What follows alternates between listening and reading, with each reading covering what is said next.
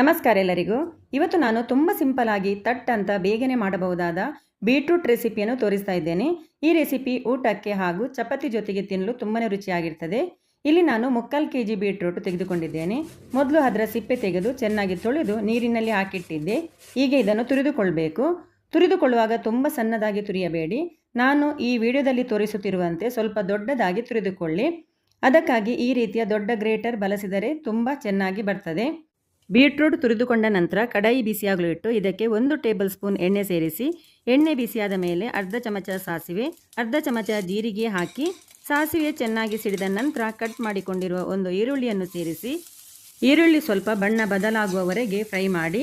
ಈಗ gas flame ಪೂರ್ತಿಯಾಗಿ ಸಣ್ಣದು ಮಾಡಿ ಆನಂತರ ಇದಕ್ಕೆ 1 ಟೀ ಚಮಚ ಮೆಣಸಿನ ಪುಡಿ ಸೇರಿಸಿ, ಮೆಣಸಿನ ಪುಡಿ ಹಾಕಿದ ನಂತರ ತಕ್ಷಣ ಮಿಕ್ಸ್ ಮಾಡಿ ಇದಕ್ಕೆ 1 ಕಟ್ ಮಾಡಿದ ಟೊಮೆಟೊ ಸೇರಿಸಿ, ಇಲ್ಲದಿದ್ದರೆ ಮೆಣಸಿನ ಪುಡಿ ಬೇಗನೆ ಕಪ್ಪಗಾಗ್ತದೆ.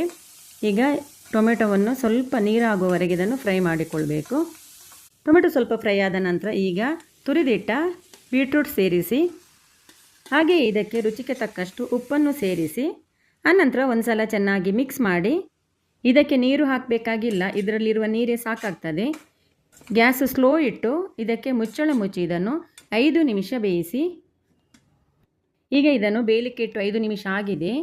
ಇವಾಗ ನೋಡಿ, ಇದರಲ್ಲಿರುವ ನೀರು ಕೂಡ ಪೂರ್ತಿಯಾಗಿ ಡ್ರೈ ಆಗಿದೆ, ಉಪ್ಪೆಲ್ಲ ಸರಿಯಾಗಿದೆ ನೋಡಿ. ಈಗ ಇದಕ್ಕೆ ಕೊನೆಯದಾಗಿ ತುರಿದಿಟ್ಟ ಸ್ವಲ್ಪ ತೆಂಗಿನ ತುರಿಯನ್ನು ಸೇರಿಸಿ, ಜಾಸ್ತಿ ಬೇಕಿದ್ದರೆ ಜಾಸ್ತಿ ತೆಂಗಿನ ತುರಿಯನ್ನು ಹಾಕಿಕೊಳ್ಬೋದು. ಅನಂತರ ಒಂದು ಸಲ ಚೆನ್ನಾಗಿ ಮಿಕ್ಸ್ ಮಾಡಿ ನಂತರ ಇದನ್ನು 1 ನಿಮಿಷ ಬೇಯಿಸಿದರೆ ಸಾಕು.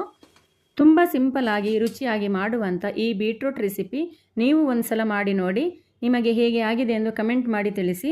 ಇವತ್ತಿನ ಈ ರೆಸಿಪಿ ನಿಮಗೆ ಇಷ್ಟವಾದರೆ ಲೈಕ್ ಮಾಡಿ, ಶೇರ್ ಮಾಡಿ. ವಿಡಿಯೋ ನೋಡಿದ್ದಕ್ಕೆ ಧನ್ಯವಾದ.